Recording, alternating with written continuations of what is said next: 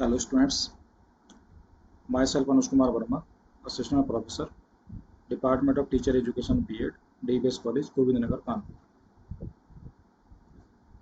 आज हम डिस्कस करने वाले हैं micro teaching and teaching skills. ये बीएड विद्यार्थियों के लिए एक ऐसा विषय है, अगर ये चीज़ नहीं जान पाया बीएड में तो समझ लीजिए उसका बीएड करना बिल्कुल व्यर्थ है। तो इसमें आज के हमारा जो ये लेक्चर है micro teaching and teaching skills के बारे में, इन दोनों के बारे में हम जानेंगे। माइक्रो टीचिंग जो है उसकी जो खोज की थी डॉक्टर एलन, और उसका जो ग्रुप था 1963 में अमेरिका में खोज हुई। उसमें क्या हुआ, उन्होंने क्या किया, देखिए जब भी हम टीचिंग करने जाते हैं क्लास में तो हमारा जो लेक्चर होता है वो 40-45 मिनट का होता है, और उसमें जो है जो स्टूडेंट होते हैं 50, 60, 100, 70, 80 इस तरह के स्टूडेंट हो सकते हैं, मतलब फुल क्लास होती है। और जब टीचर जो है क्लास में पढ़ाता है, 40 मिनट पढ़ाता है, उसमें सभी क्रियाकलाप करता है, चाहे वो व्याख्या कर रहा हो, चाहे वो ब्लैक बोर्ड राइटिंग कर रहा हो, चाहे वो क्वेश्चन पूछ रहा हो, चाहे वो उदाहरण दे रहा हो। पर माइक्रो टीचिंग में जो है, अगर इसमें देखें, teaching of a small unit of content to small group of students in a small amount of time, अर्थात माइक्रो टीचिंग क्या है, a small unit of content, यानी कि जो हमारा विषय है जो हम पढ़ाने के लिए लेके जा रहे हैं वो छोटा कंटेंट उसका होगा, small group of students, small group होगा, 6 से 10 स्टूडेंट उसमें होते हैं, in a small amount of time, यानी कि कम टाइम होगा, 5 से 10 मिनट का उसमें टाइम। इसका मकसद क्या है माइक्रो टीचिंग का? इसका मकसद है जो स्किल्स होती हैं, जो कौशल होते हैं, टीचिंग स्किल्स होती हैं, उनको डेवलप करना। इसको हम आगे जानेंगे। अगर हम माइक्रो टीचिंग की जो परिभाषाएं हैं उसको देखें, D.W. एलन 1966 में उन्होंने परिभाषा दी, micro teaching is a scale down teaching encounter in class size and period, यानी कि माइक्रो टीचिंग क्या है, जो क्लास का साइज है उसको कम कर दिया जाए और जो पढ़ाने का टाइम है उसको कम कर दिया जाए। जो बात अभी हमने ऊपर बताई थी वही बात D.W. एलन ने भी बताई है। गिफ्ट ने कहा है, micro teaching is a teacher training procedure, नई बात जोड़ दी इसने, टीचर ट्रेनिंग प्रोसीजर, यानी कि टीचर को प्रशिक्षित करने की एक प्रक्रिया है, which reduce the teaching situation to simpler and more controlled encounter are achieved by the limiting the practice to a specific skill, यानी कि reduce the teaching situation to simpler, यानी कि जो शिक्षण की जो परिस्थितियां हैं उनको सिंपल बनाने के लिए, उनको अधिक नियंत्रित करने के लिए, और limiting the practice to a specific skill, यानी कि एक बार में किसी एक ही स्किल की प्रैक्टिस उसमें की जाएगी, and reducing teaching time and class size, और उसमें जो शिक्षण का समय है और जो क्लास का साइज है उसको भी कम किया जाएगा। B.K. पासी, जिनको हम लोग भारत में माइक्रो टीचिंग के जनक मानते हैं, उन्होंने क्या कहा है, micro teaching as a training technique, इन्होंने भी जो ट्रेनिंग टेक्निक बताई है, which requires students teacher to teach a single concept, जिसमें जो टीचर है, जो पीपल टीचर होता है, जो स्टूडेंट टीचर होता है, वो एक सिंगल कंसेप्ट यानी कि छोटा कंसेप्ट वो पढ़ाता है, यूजिंग स्पेसिफाइड टीचिंग स्किल्स, किसी विशिष्ट कौशल को पढ़ाएगा, to a smaller number of people, छोटे जो कम संख्या में छात्र होंगे, in a short duration of time, यानी कि टाइम भी कम होगा। जो बात गिफ्ट ने बताई थी वही B.K. पासी सर ने बताई। अब L.N.E. इन्होंने कहा है, micro teaching is A system of controlled practice, यानी कि नियंत्रित परिस्थितियों में जो अभ्यास किया जाता है वह है, that makes it possible to concentrate on specific teaching behaviour, teaching behaviour का मतलब यहाँ किसी कौशल से है। And to practise teaching under control situation, एक नियंत्रित स्थिति में एक स्पेसिफिक टीचिंग बिहेवियर को करना जो है वो माइक्रो टीचिंग कहलाता है। और भी इसमें परिभाषाएं हैं, जैसे एम मैकनाइट की परिभाषा है, micro teaching is a scale down teaching encounter designed to develop new skills and refined old ones, यानी कि नए कौशल को सीखना और जो पुराना सीखा है उसको फिर से नया करना। फैलेंडर्स ने कहा है, micro teaching programme is organised to expose the trainees to an organised curriculum of miniature teaching encounters moving from the less complex to the more complex, यानी कि उन जटिल परिस्थितियों को कम करना जिससे हम लोग कम कम सीखने के बाद, जो ट्रेनी है उनको कम कम सीखने के बाद एक बड़ा जो है सारी स्किल्स को हम लोग सीख सके ताकि अपनी टीचिंग को कंप्लीट कर सके। अब देखिए यहाँ आपको समझ में आएगा जो टाइप्स ऑफ टीचिंग होती है, एक होती है मैक्रो टीचिंग, एक होती है माइक्रो टीचिंग। मैक्रो टीचिंग जो है, जो हम लोग शिक्षक जो है क्लास में 40-45 मिनट का जो लेक्चर लेते हैं उसमें जो है छात्रों को पढ़ाते हैं, वो मैक्रो टीचिंग बोलते हैं उसको, या फिर ट्रेडिशनल टीचिंग भी उसको बोला जाता है। इसमें क्या होता है, जो हमारा क्लास टाइम होगा 40 से 45 मिनट का होगा, क्लास साइज होगा 40 से 60 स्टूडेंट्स हमारी क्लास में बैठे होंगे, जो कंटेंट होगा वो एक बड़ा कंटेंट होगा जो हमारा 40 से 45 मिनट में पूरा हो जाए। स्किल्स क्या होंगी, जो several skill in A time, यानी कि जो सभी कौशल हैं, सभी स्किल्स हैं, उन सभी का एक समुचित प्रयोग उस टाइम मैक्रो टीचिंग में शिक्षक द्वारा किया जाता है। पर्पस क्या है हमारा, learning of content bye students, यानी कि जो विद्यार्थी हैं उनको जो कंटेंट हम पढ़ाने के लिए जा रहे हैं उस कंटेंट को सिखाना। फीडबैक कौन देगा हमको, कोई नहीं रहता क्लास में फीडबैक देने के लिए। कंट्रोल, कोई no control over situation, situation के ऊपर कोई कंट्रोल नहीं होता, जैसे चाहे वैसे शिक्षक पढ़ा सकता है। अब माइक्रो टीचिंग क्या है, माइक्रो टीचिंग क्या है, क्लास टाइम इसमें होगा 5 से 7 मिनट, क्लास साइज होगा 6 से 10 स्टूडेंट, कंट्रोल कंटेंट जो होगा एक छोटा स्मॉल कोई टॉपिक होगा, स्किल्स जो होंगी 1 स्किल इन अ टाइम, एक बार में एक स्किल को हम लोग पढ़ाएंगे।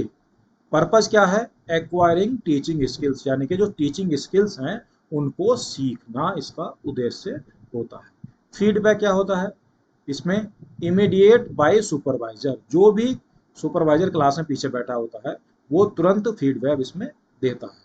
कंट्रोल, कंट्रोल किसका होता है, बाय सुपरवाइजर, जो आपके टीचिंग को सुपरवाइज करता है वह इस सारी स्थिति को कंट्रोल करता है।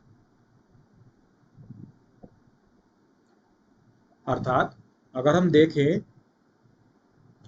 तो जो माइक्रो टीचिंग है वो टीचिंग स्किल्स को सीखने की एक टेक्निक है जिससे हम अपनी मैक्रो टीचिंग को इफेक्टिव बना सकते हैं, यानी कि ट्रेडिशनल टीचिंग को इफेक्टिव बना सकते हैं।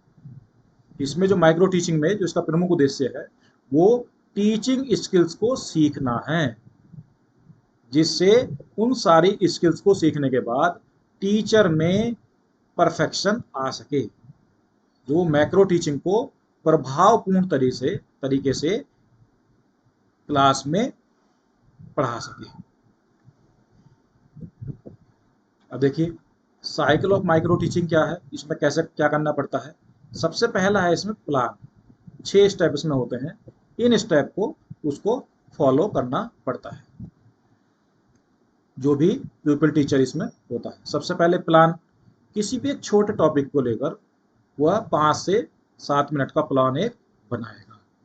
उस प्लान को बनाने के बाद वह एक कक्षा में उस प्लान को पढ़ाता है, और उस कक्षा में जो है एक सुपरवाइजर बैठा होगा जो उसके जो टीचिंग स्किल्स वो पढ़ा रहा है, वहाँ पे जो टीचिंग कर रहा है उसको सुपरवाइज करता है, और जो भी उसमें कमियां हैं या जो भी अच्छाइयां हैं वो सुपरवाइजर उसको फीडबैक तुरंत देता है।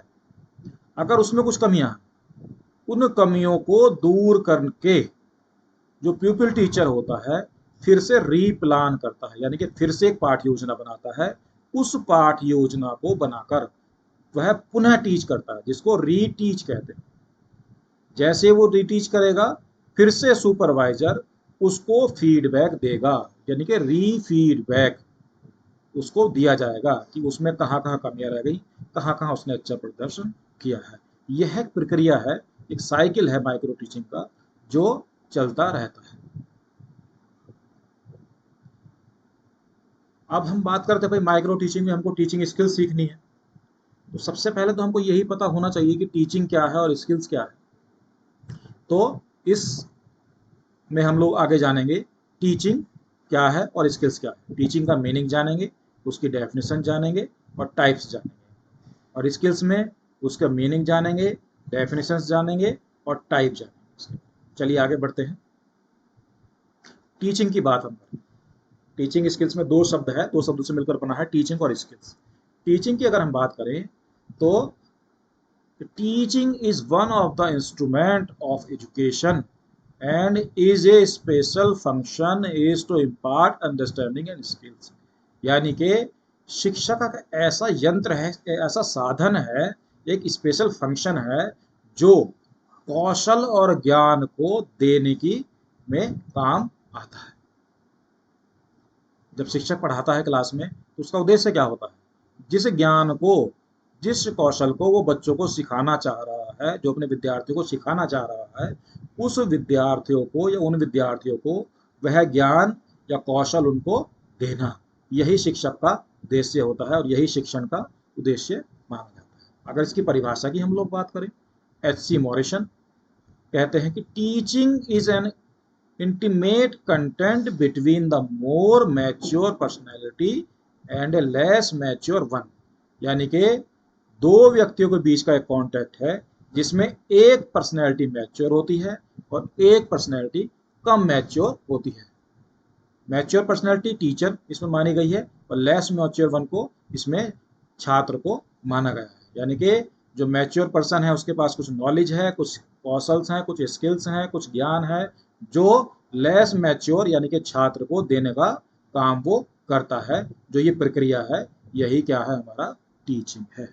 जैक्सन ने भी कहा है, teaching is a face to face encounters between two और more persons, one of whom teacher intends to effect certain changes in other participants, यानी कि स्टूडेंट्स। यानी कि जैक्सन का कहना है, जो टीचिंग है, जो शिक्षण है, वो फेस टू फेस एनकाउंटर्स, आमने सामने की जो प्रक्रिया, टू और मोर पर्सन, भाई एक तो शिक्षक होगा, विद्यार्थी एक भी हो सकता है, ज्यादा भी हो सकते हैं। वन ऑफ होम यानी कि टीचर, उनमें से एक होगा teacher. intends to affect certain changes in other participant, जो अपने सामने जो शिक्षण ग्रहण कर रहे हैं उनके व्यवहार में कुछ अपेक्षाकृत परिवर्तन लाना, ये क्या है, शिक्षण है। अर्थात शिक्षण एक ऐसी प्रक्रिया है जिसमें एक मैच्योर पर्सन एक लेस मैच्योर पर्सन को कुछ ज्ञान, कुछ कौशल, कुछ व्यवहार सिखाने का प्रयास करता है, यानी कि देने का प्रयास करता है, वही शिक्षण है। अब हम स्किल्स को जान लें। स्किल्स क्या है, इसमें आप देख रहे होंगे एक प्लेन बना हुआ है। The activities performed to accomplish a task in the best possible way are called skilled. यानी कि वो सारी एक्टिविटीज, उनका एक समूह या एक्टिविटीज हो सकती है जो किसी कार्य को बहुत अच्छी तरीके से करने के लिए जरूरी होती हैं, वो सब क्या कहलाती हैं, स्किल्स कहलाती हैं। जैसे इसमें एरोप्लेन नजर आ रहा है, क्या हर कोई व्यक्ति एरोप्लेन उड़ा सकता है? नहीं उड़ा सकता। भाई उसको कैसे स्टार्ट करना है, कैसे उसको हवा में फ्लाई कराना है, कैसे ऊपर उसका बैलेंस बना के रखना है, कैसे उसमें दिशा निर्धारित करनी है, कैसे उसको ऑटो फ्लाई मोड पे रखना है, कैसे उसको लैंड कराना है। तो बहुत सारे कार्य ऐसे होते हैं कि वो हर कोई व्यक्ति नहीं करा सकता। यानी कि इस प्लेन को उड़ाने के लिए बहुत सारे विशिष्ट क्रियाकलाप जो हैं वो करने पड़ेंगे, तब ये प्लेन जो है कोई व्यक्ति उड़ा पाएगा। अगर हम सिंपल देखें, अभी आपने एक मूवी देखी होगी दबंग, उसमें क्या था, जो सोनाक्षी सिन्हा उसकी हीरोइन थी, उसने वो बर्तन बनाने का काम करती थी, यानी कि कुम्हार का काम करती थी। क्या हम बर्तन बना सकते हैं?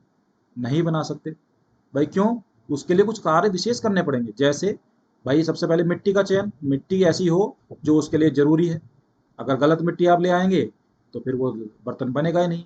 मिट्टी ले आएंगे, उसको कैसे गूंथना है, कैसे चाक घुमाना है, कैसे उस चाक के ऊपर बर्तन को आकार देना है, आकार देने के बाद कैसे उस बर्तन को वहां से निकालना है, और कैसे उसको फिर पकाना है, तैयार करना है अंतिम रूप से। तो बहुत सारे क्रियाकलाप जो है उसमें करने पड़ेंगे। अर्थात कोई भी हम कार्य करते हैं तो उन कार्यों को करने के लिए कुछ विशिष्ट क्रियाकलाप हमारे द्वारा किए जा सकते हैं, किए जाते हैं, ताकि उस कार्य को हम बहुत अच्छे तरीके से कर पाए। तो वे सारे विशिष्ट क्रियाकलाप जो किसी कार्य को परफेक्ट तरीके से करने के लिए किए जाते हैं, कौशल कहलाते हैं।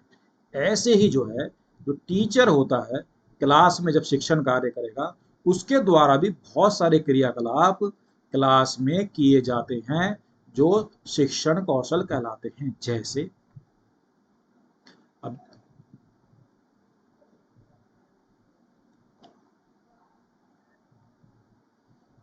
जैसे टीचर क्या करता है? पाठ की शुरुआत करता है, व्याख्या भी करता है, उदाहरण भी प्रस्तुत करता है, ब्लैक बोर्ड पर लिखता भी है, मूल्यांकन भी करता है, होम असाइनमेंट भी देता है, और टीएलएम का यूज भी करता है, टीचिंग लर्निंग मटेरियल का यूज भी करता है। अगर वह इन सब कार्यों को नहीं जानता होगा अच्छी तरह से, उन सारे कौशल को नहीं जानता होगा, तो उसकी टीचिंग कैसी हो जाएगी? डिफेक्टिव। इसमें देखिए आप लोग, defective teaching, defective teaching learning process, यानी कि इसमें जो रेड टी शर्ट पहने हुए है और हथौड़ा लिए हुए है वो एक शिक्षक है, और जो सामने उसके बैठा है एक बालक है जिसको कुछ नहीं आता है, सिर्फ जबरदस्ती अपने छात्र पर मानसिक रूप से प्रताड़ित कर रहा है ताकि सीखो सीखो सीखो। क्या ऐसे सीख पाएगा स्टूडेंट्स? जब तक उसको स्किल्स का ज्ञान नहीं होगा, इसलिए वो तब तक एक अच्छा टीचर नहीं बन सकता। जो ऐसी टीचिंग होगी वो डिफेक्टिव टीचिंग बोली जाती है। और इफेक्टिव टीचिंग कब होगी? अगर इसको हमको इफेक्टिव टीचिंग बनाना है तो इफेक्टिव टीचिंग बनाने के लिए दो चीज़ें जरूरी है: प्रोफेशनल नॉलेज एंड स्किल्स। जिस प्रोफेशन में आप हो उसके बारे में उसका ज्ञान, और उससे संबंधित जितनी भी स्किल्स यानी कौशल है, उन सबका ज्ञान आपको होना जरूरी है। दूसरा, कमिटमेंट एंड मोटिवेशन।